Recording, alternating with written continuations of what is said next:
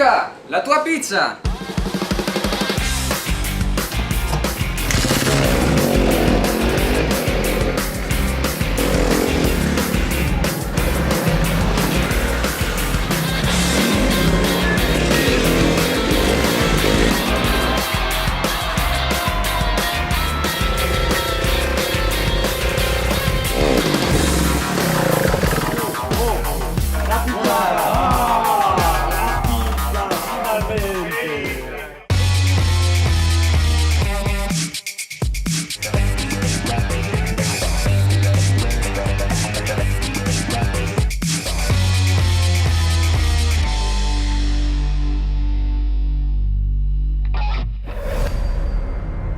Welcome to Fabriano in the eastern part of Italy. Located in the Apennines, 50 kilometers away from Ancona, this was one of the earliest places to produce high-quality watermarked paper.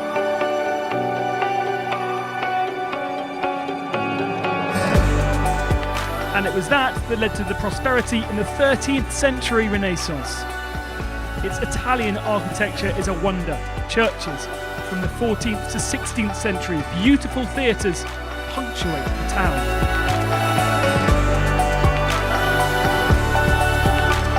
And it's the venue for the penultimate round of the EnduroGP.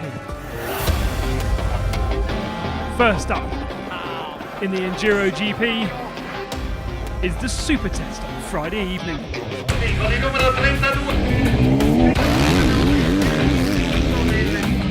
At the Italian GP, a very nice venue for the shortest stage of the weekend, counting for the first day of competition.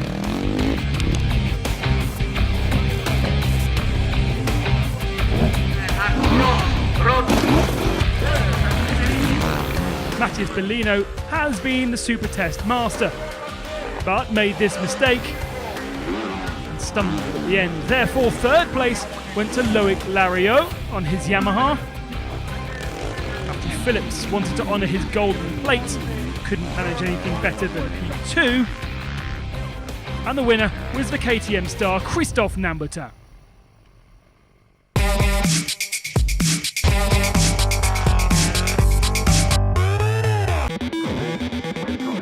Nine Grand Prix, some new venues, and most of all, a new kind of enduro racing. This is what the 2017 EnduroGP will be made of. Starting with an 800-kilometre test in Finnish snow and a new format Enduro Sprint introduced in the UK, the EnduroGP will feature new categories. We will have the EnduroGP and Enduro 2. The details of the class are EnduroGP will include bikes equal or over 252-stroke. Enduro 2 will include bikes or equal under 252-stroke. Of course, another important detail, the junior and the youth categories will still exist. We are very happy about this change. We hope and we think that is the starting point for a future World Enduro Championship that will include many more races, and I mean that with a bigger range, with a more open point of view, and with different races together in one championship. So here is the calendar for the 2017 EnduroGP, starting earlier, finishing later. A really fresh look for EnduroGP. One of the wild card riders in Italy is Arturo Rodriguez. The Mexican rider will participate in his first EnduroGP race ever. It's the first time I'm going to race against some of the best riders in the world. My first motivation is to learn as much as possible. After that, I'd be very happy to finish in the top 10 of my class, which is E2, and return to Mexico with that experience. However, Rodriguez would finish day one in 42nd place, 14th in E2, and on day two improved that position by 2 to 40th. The Enduro Italian Grand Prix was the 100th Grand Prix of the Enduro World Championship promoters Alain and Bastien Blanchard. After the WEC, the EWC, and now the EnduroGP, the bosses of the ABC Communications wanted to celebrate this moment with all their partners and friends.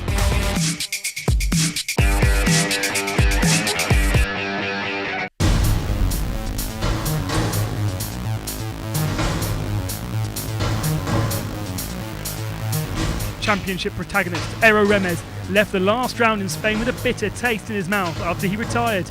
Italy needs to change his fortunes. Yeah, of course, every race it's important, and now we have two races left, and of course I try to get again the top step of the podium. I just riding my own riding and try to get my best result. Antoine Basset comes to each GP with his little team made up of family members who work tirelessly to help him top the classification. After a tough Escudi GP, Basset is determined to fight back. The special tests are really nice here. I like them a lot. It's been raining a bit and this is my kind of conditions, so I really want to perform in my class and for those who've worked really hard with me for this reward. The goal is to be on the podium for the 2 days. It seems now a tradition in the 2016 EnduroGP that rain will fall on the riders.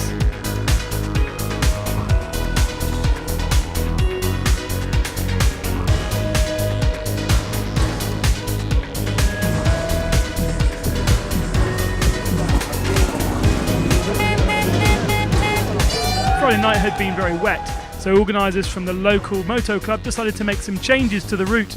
A few challenges would be left out until Sunday.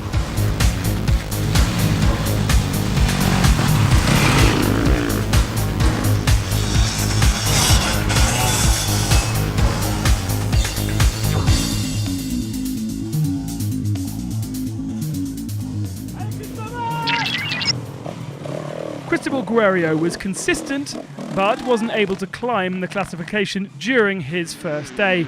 The Spaniard did manage to collect some important points for Yamaha in the Manufacturers' Championship, however. Johnny Albert admitted that a very slow start to Saturday is becoming a bad habit he has to change. He lost time in the first loop and then couldn't recoup. The Frenchman was very focused on scoring points, focused on the outgoing E3 class, and the beta rider would end the day P9, third though in E3. Taylor Robert was 8th. The Arizonian kid really on the pace in all the extreme tests, but he lacked in the enduro and cross test. The level he has set himself in the early part of the season now has been slipping. P4 in Portugal seems a long time ago. A very bad first lap compromised Loic Lario's day.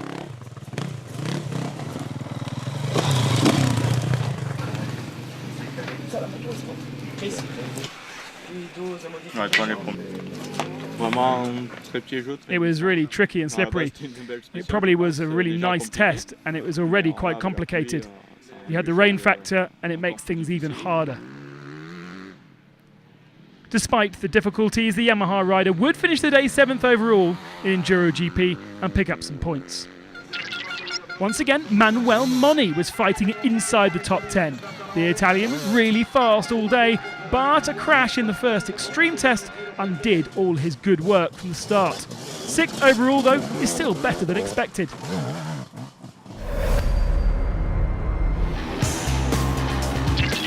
Nathan Watson has been known as consistent and fast, but day 1 in Italy was the most difficult of the season for the Brit. 5 crashes meant a loss of confidence and therefore lack of pace and places. The KTM factory rider finished 22nd. Alex Zalvini fell in a ditch during one of his tests and took a long time to get back on the track.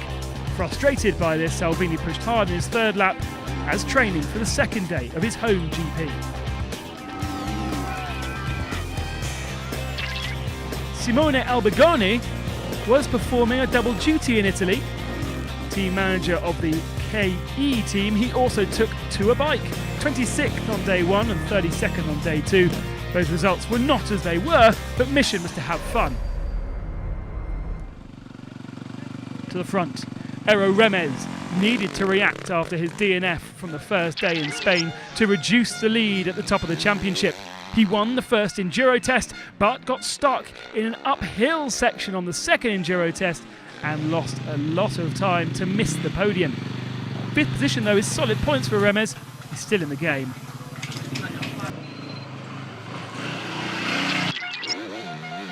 Matthias Bellino started with a 12-second penalty because of his mistake in the super test. So the Frenchman had an extra large fight all day to gain some spots. Very fast in the extreme test, Bellino would end the day P4.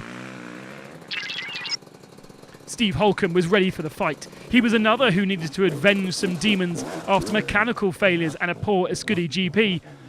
Back on the podium was a perfect reaction. His performance on the first lap particularly special. Holcomb really now is in the championship hunt. But Matthew Phillips is one step ahead. The Australian was particularly frustrated with the cancellation of the last Enduro as Mino finished the day just 4.6 seconds from the winner of the day, missing 3 points. The Sherco rider could take the title on Sunday, but he remains cautious.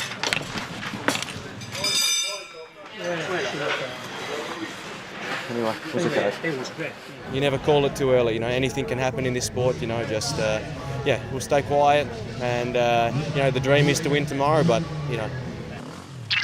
So that was P10 to 2, and all the usuals accounted for. So the winner of the Italian race was Christophe Nambertin. The official KTM rider had a really bad year so far. Old injuries, new injuries, a lot of crashes and bad luck. Yet he has 3 World Championship titles. Despite this victory, the Frenchman did suffer with a mechanical issue on the KTM. The team, though, managed to fix the programme, and Nambo did the rest. Victory in the last event of his year. A wonderful comeback. I really want to thank KTM staff who have always believed in me. During the last 2 weeks we've worked so hard.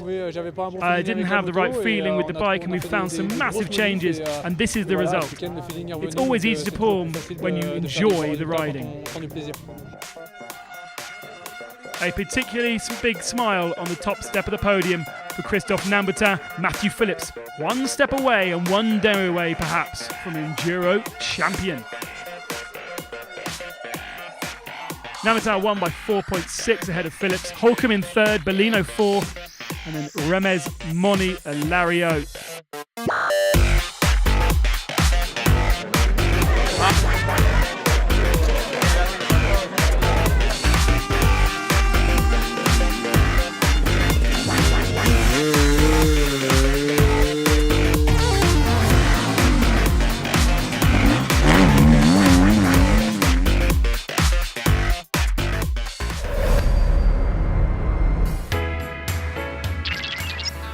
Giacomo Redondi has done it. It never looked in doubt really, but he is the world champion in the junior category. After another great day, the Italian rider won the first day of his home GP in Italy, and that was enough to give him the title. 2016 has really been a perfect year for Red. He won 100% of the races he took part in. After 3 years in a row, second, finally I get the title. Very nice to get the title here in front of Italian crowd, and thanks to Honda, thanks to all my sponsors. Try to be fighting for the best place also next year. Naturally, he's very happy.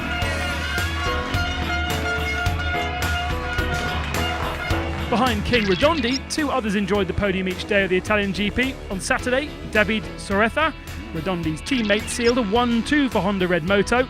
3rd was Josep Garcia. On Sunday, Garcia took revenge and finished 2nd in front of Soretta.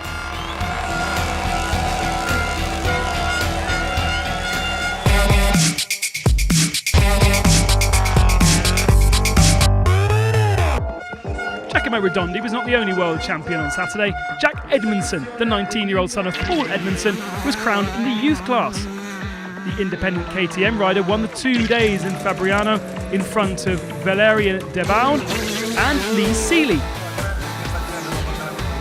That was Saturday. On Sunday, Italian Andrea Verona joined Seeley, who improved to P2. Jack Edmondson may be only a Youth Cup World Champion, but he's still got something to learn on the podium. His father, Paul, could teach him. As four-time Enduro World Champion, he is a great support at every race. The pressure for the 19-year-old rider is heavy. He has to carry the legacy and name and high expectations from his father. His experience and knowledge, he's got a lot of advice, which is really helpful coming to these races. Now in my second year of EnduroGP, so I'm picking up quite a bit of information, but also to have his advice, it's good. Place you can sneak to have a look is just waiting over there and then have a look at the start. But none of them are doubling them two first logs anyway. They're only just riding. Yeah, just ride them.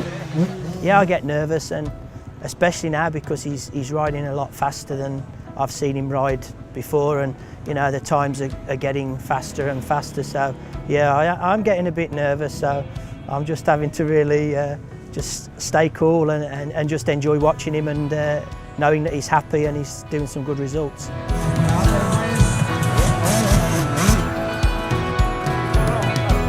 Where is he now? Just got to watch that water jump's a bit of a kicker and all, isn't it? He always tells me to do something, and sometimes I want to do something different.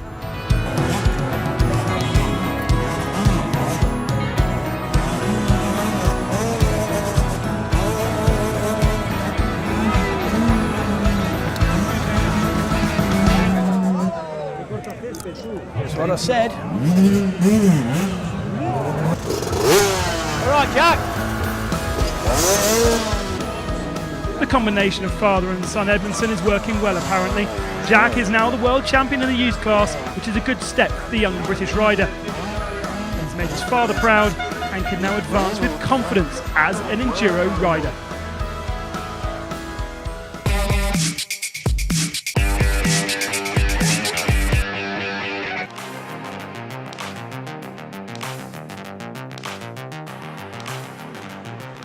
More than 3 minutes behind the winner of the day, Nathan Watson experienced his worst day in EnduroGP since the start of the season.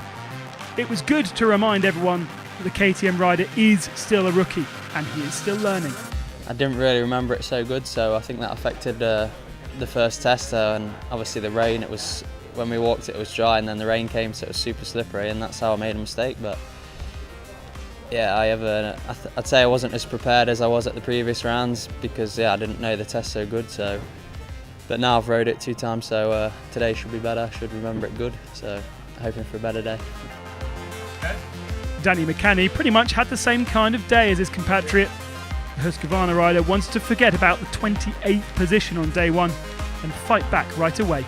First enduro test I crashed 3 times, and obviously if you lose that much time in the first test it plays on your mind all day, so I sort of rode trying to think what I can do all day, and it played with me, and it definitely showed in my results. So I really hope I can prove to be better today and a little bit more luck.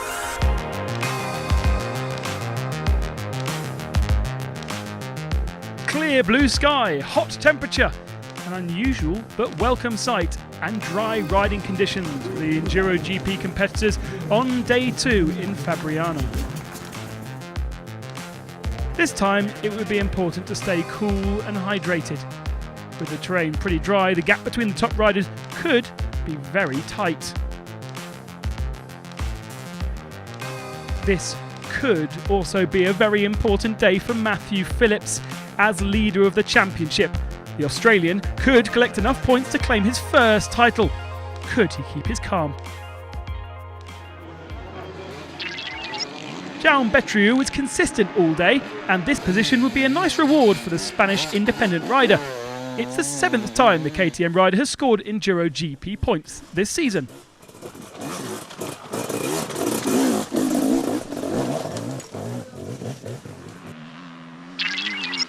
After his victory on Saturday, Christophe Nambutin looked tired on Sunday, clearly without the strength from day 1. The Frenchman did his best, but on his last day in 2016, Nambo could only manage 9th spot. I knew that physically I was not going to hold on all weekend. I just don't have enough training. I gave a lot yesterday, and especially in the end, it was very tight. Yesterday I worked out with the experience of the road. It was a little bit difficult. Today, with the dry, it was very hard. You need much more physical involvement and far more complicated for me.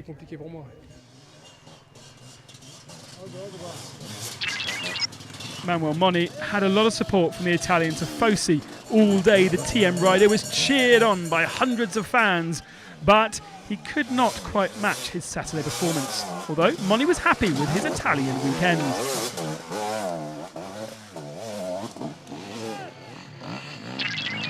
Back in the points from the first stage, Nathan Watson scored a 5th best time in the first enduro test of the day. Less mistakes and more attack placed the British rider 7th overall in EnduroGP. A great comeback. Johnny Aubert is definitely a Sunday man. Once again, the Frenchman from Beta performed better on day 2 to give a great result to his manufacturer on their home GP. 6th overall, E2, he was 2nd.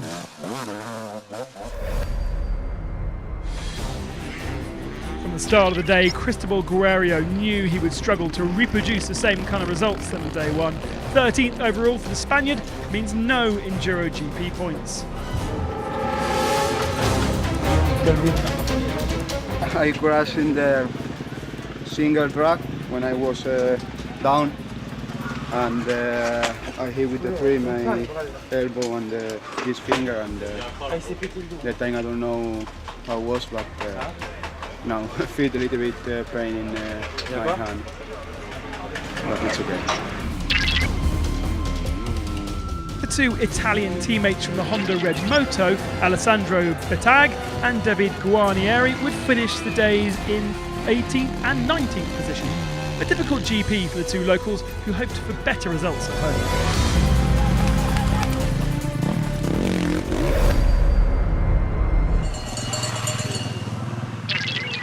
Alex Salvini knew that he would perform better on day 2. Thanks to the Tifosi, Salvini did find some extra energy to take 5th spot from his teammate Aubert on the very last lap of the day.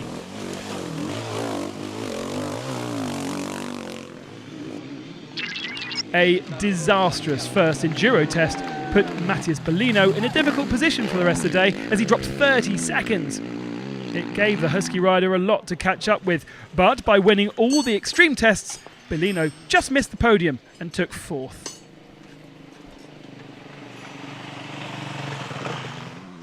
Taking that bottom step, a 3rd podium finish for Loic Lariot. The result came from a fantastic 3rd lap and 2 victories in the 3 cross tests during the day to elevate him in front of countryman Aubert in the standing and into the top 6. The battle at the front. Eero Remes knew he had to keep pushing all day to try and close the gap between him and Phillips in the championship. But over the weekend, another man has joined the party, Steve Holcomb. So the Finnish rider had to perform really well, and he did in the enduro test, but lost a bit in the others. Therefore, he finished 2nd. Quite okay day for me. Enduro test going really good all the day, but in cross test and extreme, I don't get so good rhythm, so there I lose sometimes. But anyway, it's good day, no crash and no mistakes, so I'm happy. 1 spot left, 2 riders accounted for. There were major issues for one of our leaders, and it was Matthew Phillips who fell victim of an engine mechanical failure.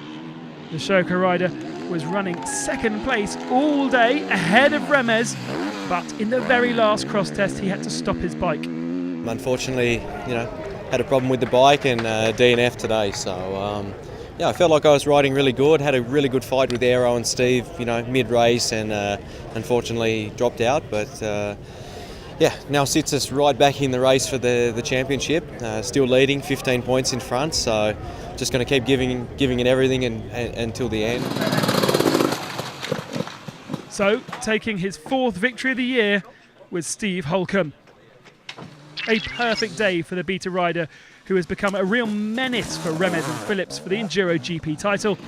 A reminder, this Brit is a rookie. Unfortunately, Matty had his issues today, but me and Eero have both had issues. So No, for sure, it's it's bad for him, but for us it's good. So I wouldn't wish that on anybody, but for sure it's it's good, and it'll keep the race going till France, which is good for all of us and good for the fans. A very happy Steve Holcomb on the podium, his 4th victory of 2016.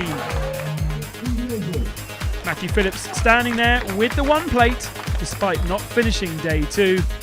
It was a 20-second advantage Holcomb had over Remez by the end.